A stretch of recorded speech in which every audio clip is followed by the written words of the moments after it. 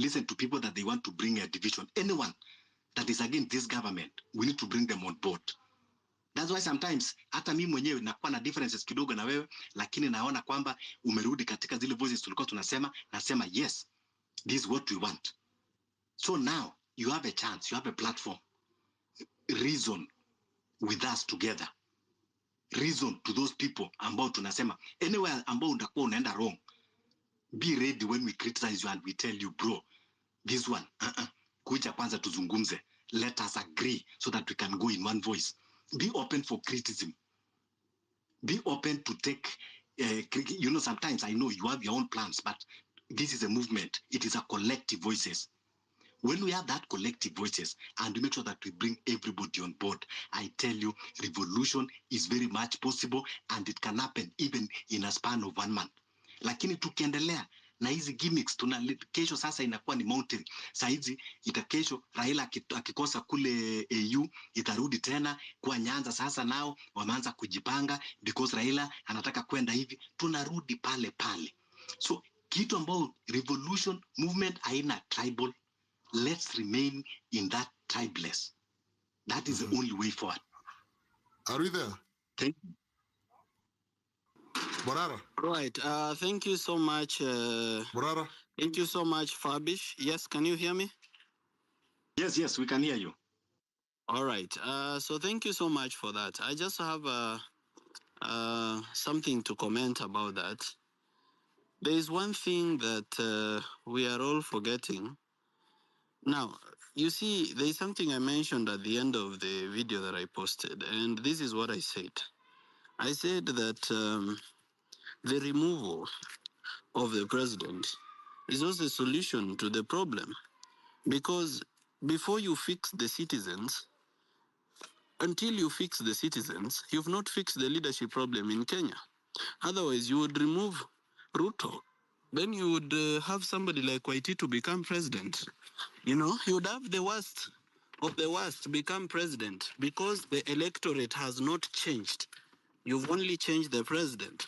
So what do we also do about that?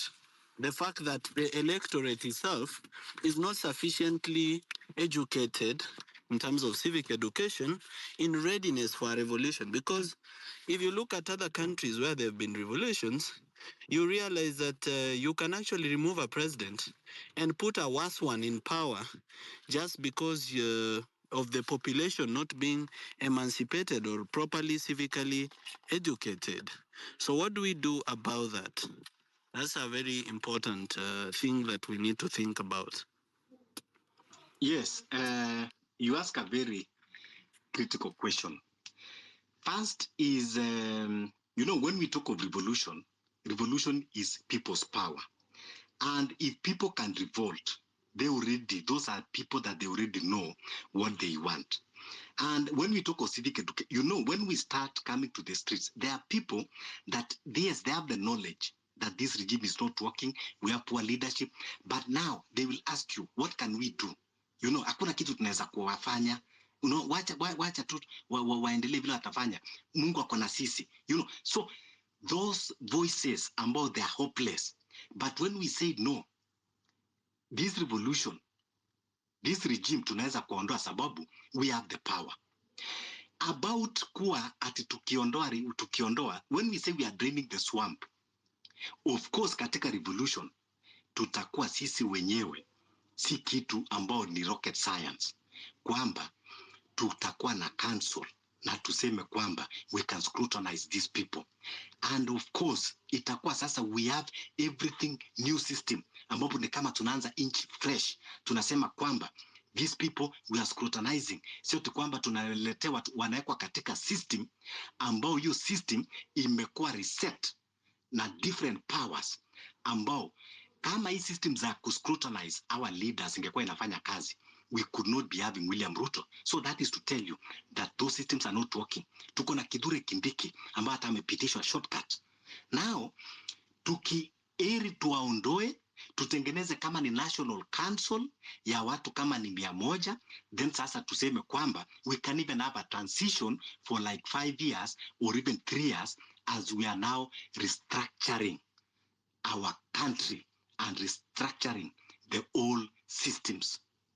But ikiwa tutakaa tukisema kwamba hata tukiondoa, those are narrative ambayo inapushiwa na NIS na this government propagandist, wanting to make us be hopeless, kwamba sasa mkimwondoa Ruto, after mwondoa Ruto what do you mean what? Ruto leo Mungu akiamua kumwita haimaanishi kwamba nchi itakufa. Nchi lazima iendelee, and of course nasema hivi sababu yeye pia ni binadamu. Mungu anaweza muita kila wakati. Magufuli aliitwa na Mungu na Tanzania ikaendelea. So hatuwezi kukaa na kusema kwamba ati sababu sasa wacha Ruto akuwa hapo because hatujui tunaweza kumweka nani.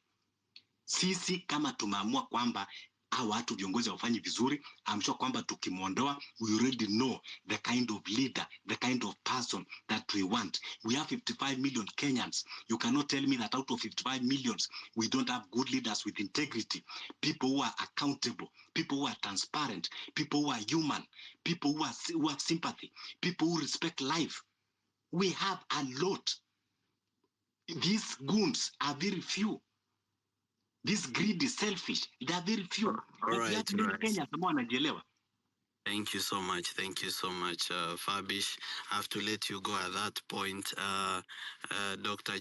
George Wanjobi, I don't know whether you're ready to take it away. Dr. George Wanjobi.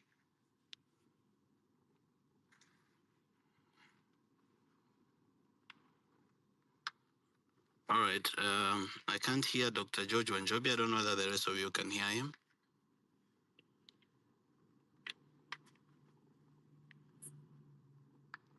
Give me 100 if you can hear him so that I look for another device.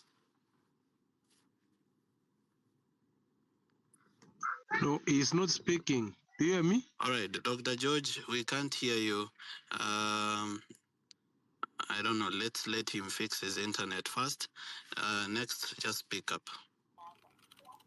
Hello. Hello. Yes, Dr. George, we can hear you now. Okay. Hey, very well. Good evening. Good evening to you. How are you?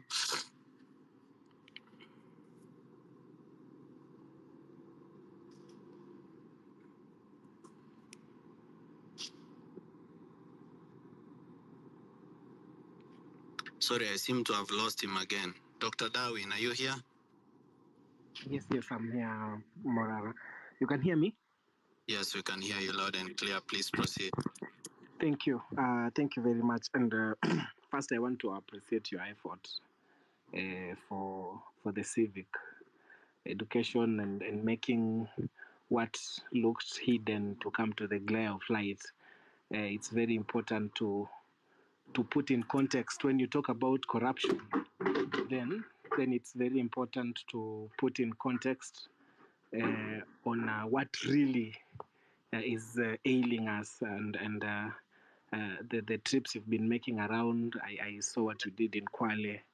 Very, very important. We can now put to perspective.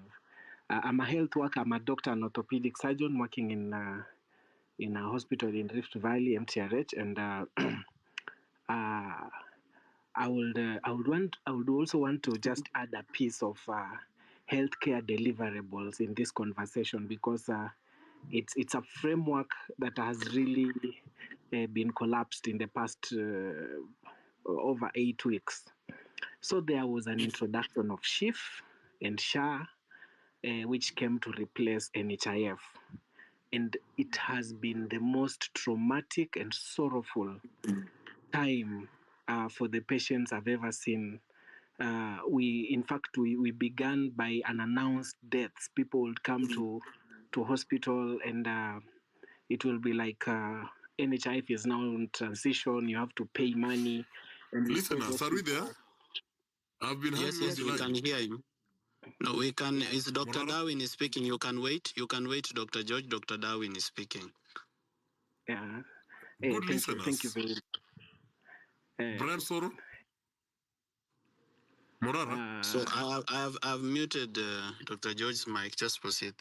Okay, thank you very much. So we've had a really trial time. We had to suspend theater lists, and you see what makes this thing even worse. We cannot have politicians campaigning for SHIF as if it's a political party.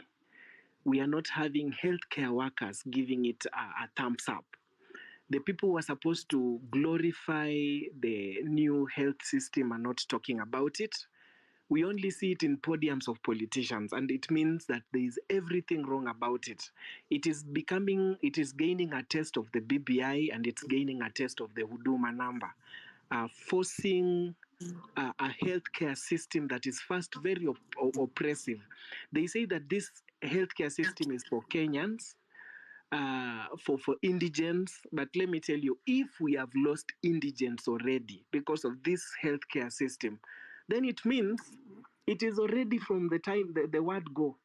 The processes that people are undertaking in order to receive it, the terms of receiving, let alone look at the transition. The private hospitals, they are being owed billions of money by NHIF. The transition is happening. We are at a verge of right now. We are at a verge of really losing it.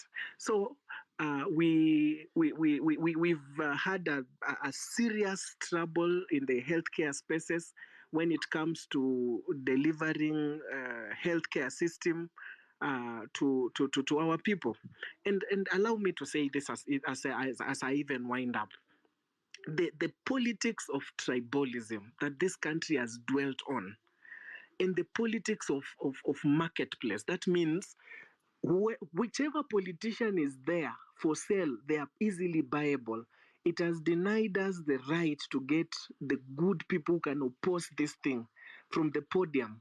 Now we are having people clapping for a healthcare system that is superseding, is giving an oversight of death. If you have a relative, if you have a mother, father who's at home, we know our old populations are suffering from these diseases of hypertension, diabetes. Some of them are they have arthritis. We are seeing a lot of people getting into kidney disease, and we are having people also coming to hospital to get chemo and radiotherapy. If these systems are disturbed, then there is nothing more other than to just just collapse this system. So we have to first. I want to join in the other voices that we have to resist this government. We like Moi University. Just take a case example of Moi University. The same Mandago who came and told Airo to go away in a tribal tone is the same guy who has been called back to chair ati ameundwa yeye sasa ndo mwenye kiti wa chama yenye inafaa isaidie university iende mbele. So how can you bring the poison that destroyed the entire institution, and then you're saying this poison is now the one which will render medication to the institution itself? So there are kinds of jokes in this country that we cannot really stand and watch. So we are backing any mass action, any industrial action. In fact, we're encouraging unions to strike forever. Hii ikifunga strike, hii inafungua strike. Hii ikifunga strike, hii inafungua strike. Let us strike until we have this guy out of the office, because we cannot live in a country where even basic healthcare provision is very difficult to achieve, which was being achieved 2 months ago. Right now, it's very, very difficult. They have politicized healthcare system. Today, the president was saying ati tunataka ati wananchi ndio wataran healthcare huko kwa villages, nyinyi ndio mta. Who said that? How can a mwananchi who does not know about health service management, run a hospital? So why are you taking professionals' work and just because you are not, either you are misinformed or you're not receiving right advice, you're in a podium in a church, unasema ati wananchi mtachukua nyinyi ndio mta organize venye afya itapeanwa. Yet the intern doctors are not being paid. Nurses in many counties are on strike. What is this man saying? You see, we are just in a terrible state. Thank you very much. Allow me to interrupt you. So, Dr. Darwin, unfortunately, you've left without addressing the topic of the day, which is tribalism, and how it is undermining the movement towards change and towards accountability, and what we can do about it. So we actually just wanted your voice also, what you can be done Thank you. Yes, please. Thank you very much for that Morara. Now, tribalism has eaten to the core of even healthcare. I'll tell you, they are the biggest playing field of nepotism is in healthcare. We have seen people employing people of their tribes, and there is where the sickness is. There is where the big story lies. We are not receiving people based on competence and expertise. We are receiving workers based on who do technical know-hows. We are receiving workers on political affiliation. Healthcare has become part of a political reward system. Look at what is happening from the top. Just allow me to mention. Look at even the council itself, the KMPDC. The people who are appointed in KMPDC, it's a political reward system. The president feels like huyu alisimama kiti fulani akaanguka. Kwa hivyo wewe kuja ukae hapa kwa hii chama, kwa hii council ya kuregulate healthcare. Haya, CEO wa KNH ni huyu fulani, wacha huyo akue. CEO wa hospitali gani ni fulani. Now, when this healthcare system, which are supposed to be run independently, there are three areas which are supposed to be so much away from politics. That is the security sector, the education sector, and the health sector. Now, tribalism, my brother Morara, has killed us in healthcare sector. What we are seeing right now, even in healthcare, is because of technical know-how and reward system. When Naumicha, who came and performed pathetically, who was brought in by the speaker, was removed after the Gen Z movement, they brought another one who's just as loose as Nahumicha. Now, how will we better healthcare service when we are receiving incompetence, inheriting incompetence? So tribalism, and you can really see when you watch news and you're seeing the healthcare people speaking, all those are just cronies of State House. They are cronies of the government. And we need to get out of that. Why can't we receive people leading healthcare system out of meritocracy and out of capacity? They have built their capacity to lead a nation. We have people in this country who can make a better healthcare system, but because of tribalism and because of nepotism, now we have sunk so low mpaka tunaanza kuchukuliwa mtu mwenye hata hajawahi register for 10 years. He has been serving as a doctor without registration. The day they are appointed is the day they run to register with the council. So it's just incompetence because we